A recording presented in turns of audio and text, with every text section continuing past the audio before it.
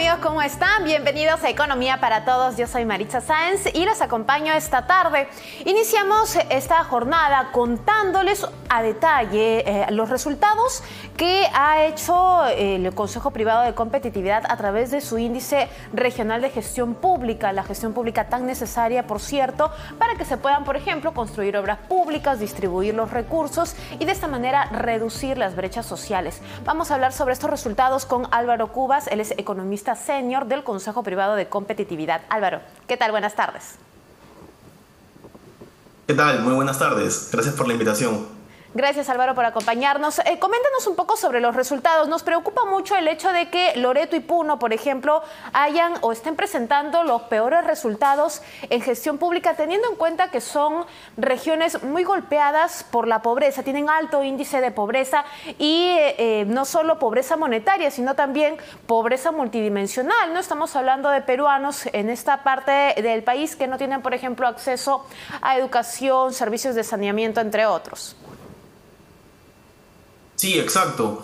Es de destacar esta situación en estas dos regiones porque ya es algo que viene sucediendo en los últimos años, ¿no? Que las regiones que tienen el peor desempeño por parte de sus gobiernos regionales y locales en temas de provisión de servicios básicos, ¿no? Como que el colegio tenga los 3 servicios básicos, como que haya conectividad de agua o incluso que se asegure la tasa efectiva de convocatoria de los proyectos de inversión, ¿no? Que también benefician al ciudadano. ¿Y qué sucede? La literatura nos termina mostrando en realidad de que la palabra clave en esta situación es insatisfacción o inconformidad. ¿Por qué? Porque es esta insatisfacción por parte de los ciudadanos la que termina llevando a que se prenda la chispa de la conflictividad al ver que no hay una provisión efectiva de los servicios, ¿no?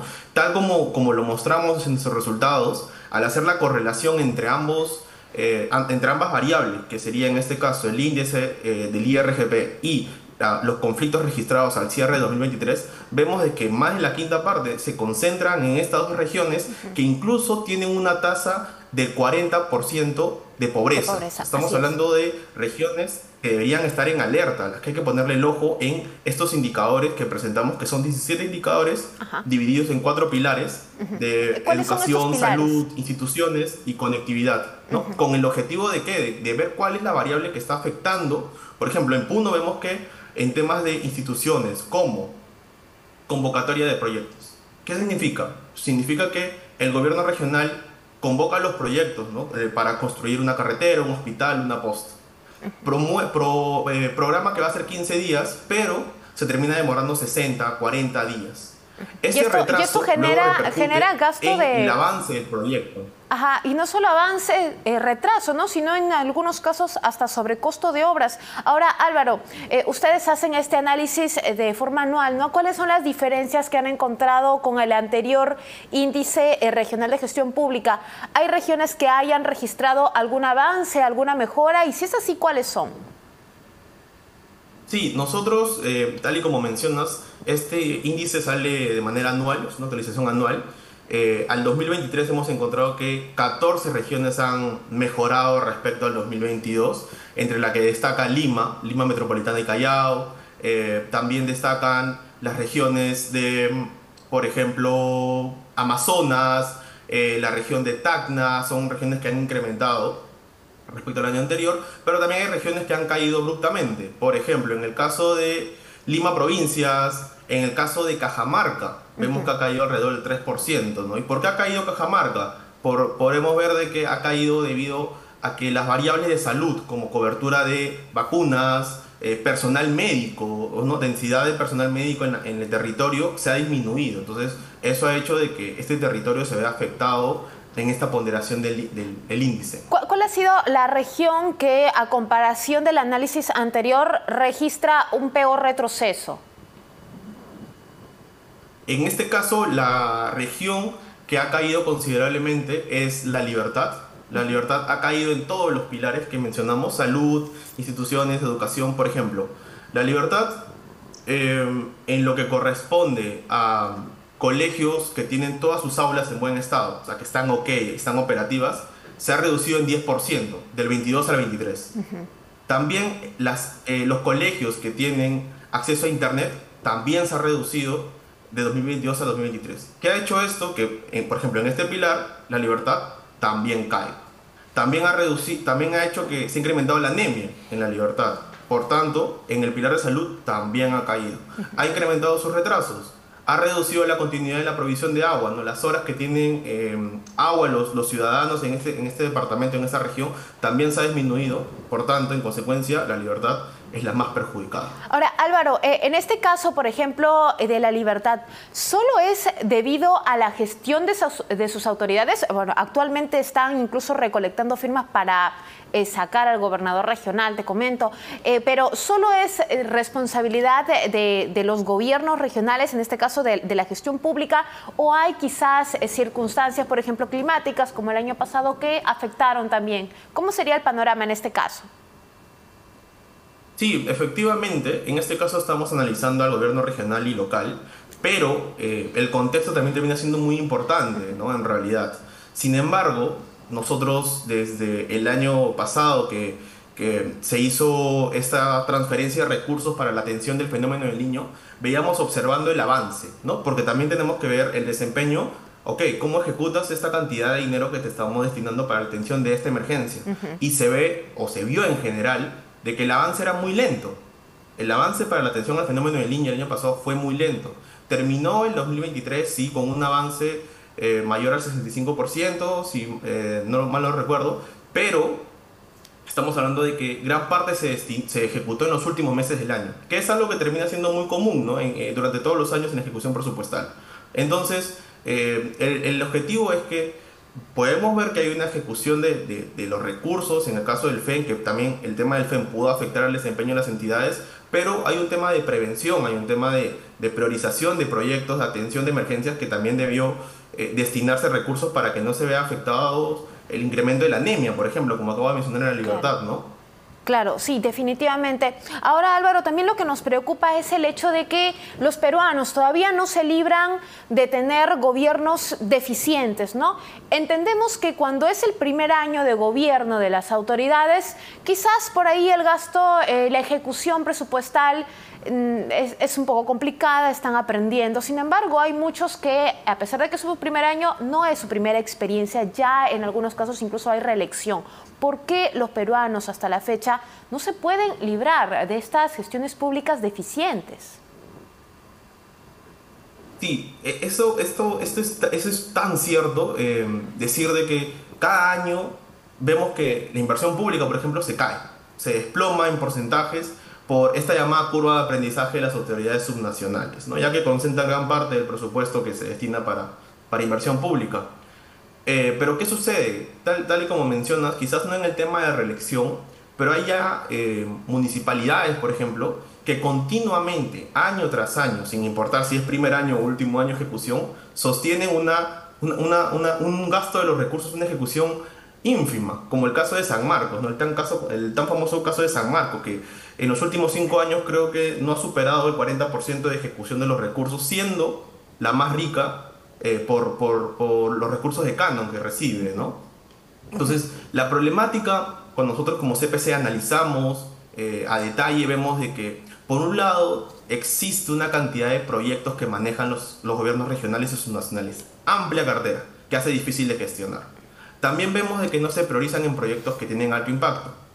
Entonces, y adicionalmente vemos que proyectos se descontinúan. ¿Qué sucede? Que, por ejemplo, yo en el 22 le di presupuesto a 10, ¿no? Y en el 23 solamente le doy a uno de esos 22. ¿Por qué? Porque entró una nueva autoridad. Entonces ahí estamos viendo de que no hay una organización, no hay una priorización, una metodología que debería diseñarse para poder dar los recursos a proyectos priorizados, ¿no? Para que incluso una vez que se solicitan los recursos al inicio en la ley presupuestal, ¿no? Se pueda también movilizar los recursos, pero solamente a proyectos que en realidad beneficien, no nuevos proyectos que aparezcan, que se terminen generando, porque ahí estamos hablando de un tema de gestión de desempeño de las autoridades. Como el IRGP lo menciona, en realidad habrán incrementado algunas regiones, pero el resultado todavía no es suficiente, hay espacio de mejora. Así es. Ahora, Álvaro, hablando un poco de los pilares que ustedes han medido a través de los 17 indicadores, coméntanos un poco en cuál de los pilares se ha registrado un avance, no sé, a nivel nacional, ¿no? ¿Cuál ha sido aquel donde se han registrado mayores obras, quizás reducción de brechas, si lo hablamos por regiones también? Sí, nosotros hemos, de los 4 pilares, hay 2 que han destacado completamente. El primero es salud. En salud prácticamente todas las regiones han incrementado, básicamente por el incremento en el personal de salud, la cobertura de personal de salud en su territorio. Y el otro es el de instituciones. El de instituciones, sí. Esos dos son los... Discúlpame, no es instituciones. Es el de conectividad y servicios, el primer pilar. ¿Okay? Ahí hablamos de carreteras, agua, desagüe, ¿verdad? Sí, correcto. En el primer pilar estamos hablando de, como mencionas, carretera, agua, y justo el indicador de carreteras pavimentadas es el que se ha incrementado considerablemente. Ese es el indicador que ha potenciado este pilar, ¿no? En todas las regiones se observa un incremento en las carreteras pavimentadas, que es algo a destacar porque continuamente veíamos que el avance en la pavimentación de estas carreteras era mínimo, o sea, no era casi nada. Pero en contraste vemos que los otros 2 pilares que no mencioné, que es educación y ahora sí instituciones, sí han caído considerablemente. Educación ha caído porque a nivel regional los colegios que tienen todas las aulas, ok, ha caído el porcentaje. O sea, están los colegios peor que en el 2022. Básicamente por infraestructura en todo caso. Ahora, Álvaro, en el caso de conectividad, por favor, nosotros sabemos que si hablamos por regiones o por partes del Perú, en las regiones que se ubican en la selva hay mucha carencia o mucha necesidad, mejor dicho, de carreteras y de conectividad. Ellos tienen incluso, ¿no?, que viajar varios días por el río para que puedan llegar a los pueblos principales. ¿Cómo vamos en ese aspecto? ¿Cómo va el avance de conectividad y también del acceso a los servicios básicos en estas regiones, en las regiones de la selva peruana? Por ejemplo, a destacar automáticamente es Loreto, ¿no? Loreto vemos de que siendo una región que presenta estas características que estamos conversando, se mantiene en los últimos lugares, ¿no? O sea, Loreto se mantiene y ha estado en los últimos lugares desde hace 5 años. O sea, es algo que no se observa una mejora, ¿no? Nosotros dividimos los grupos dividimos las regiones en 3 grupos, ¿no? El grupo 1 son las que están con mejor puntaje, ¿no?, que tienen similar puntaje, un grupo medio y el grupo 3 que están las que tienen el peor desempeño. Y Loreto no sale todavía de ese grupo 3, ¿no? Sería genial, sería estupendo nosotros que se pueda visibilizar que estos indicadores demuestran cuáles son los puntos frágiles en esta región para poder levantarla, ¿no? Caso contrario, Amazonas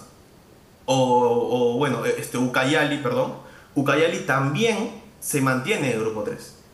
Es una región también que sigue entre los 3 últimos puestos, ¿no?, presentando también las mismas condiciones que Loreto, que no sale del grupo 3, como digo. Entonces ya hay una, ¿cómo se podría decir? Hay una situación grave en estas regiones que no permite que salgan de este grupo. O sea, que puedan subir al grupo 2, que puedan subir al grupo 1, que veamos que el desempeño de sus autoridades al final de este periodo sería estupendo que al menos dentro del grupo 3 sea la primera, ¿no? ¿Para qué? Para que la siguiente autoridad pueda continuar el trabajo y llevarla al siguiente grupo y mejorar cada vez la situación de estas regiones, ¿no? Ahora, si habláramos de la primera región, como habías mencionado, que era Lima, en el caso del primer grupo, y que había mejorado o que está por encima del índice regional de gestión pública, ¿cuál ha sido el factor que ha impulsado esta mejora y que quizás pueda ser replicable en las otras regiones para ir también por este mismo camino? Bueno, en el caso de Lima, son 2 pilares en los que Lima ha mejorado considerablemente, pero el que es a destacar es el de educación. En educación, en sus 3 indicadores que nosotros medimos, que es locales en buen estado, locales con internet y locales con servicios básicos, está en verde, o sea, aprobado. Lima ha incrementado 25%, por ejemplo, sus locales que tienen todas las aulas ok. O sea, en temas de infraestructura está mejor. Eso es algo a destacar. ¿Por qué? Porque en otras regiones, como menciono, uno de los pilares que no creció fue el de educación. Y el principal motivo por el que no ha crecido es que los locales en materia de infraestructura están peor que en el 2022.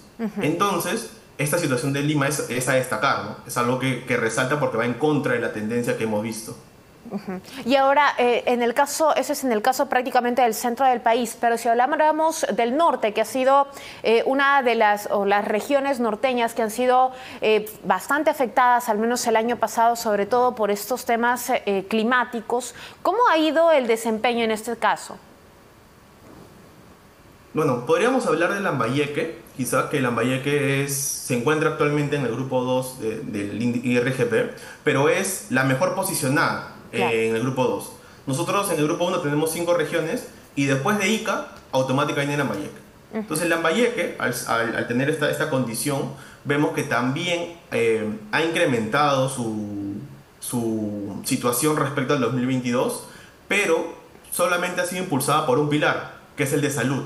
En los otros dos ha tenido unas caídas considerables y en salud lo que la ha impulsado es que la cobertura de vacunas, ¿no? en niños y también la cobertura del personal médico en el territorio se ha incrementado. O sea, hay una mejor situación de salud y adicionalmente la anemia se ha reducido en la región. Entonces, estos tres factores han potenciado a Lambayeque de tal manera que se posicione como la mejor, como digo, dentro del grupo 2. Perfecto, Álvaro, te agradecemos mucho por esta información y darnos los detalles del Índice Regional de Gestión Pública 2024. Gracias. Álvaro Cubas, economista senior del Consejo Privado de Competitividad. Preocupante realmente el hecho de que en Loreto y Puno el índice de gestión pública, la gestión pública sea tan deficiente y esto, como lo ha explicado el economista, va de la mano con la calidad de vida de sus pobladores. Y aquí, al menos en esta región, el 40%, 4 de cada 10 peruanos lamentablemente viven en situaciones precarias. Nos vamos a una pausa y volvemos con más en Economía para Todos.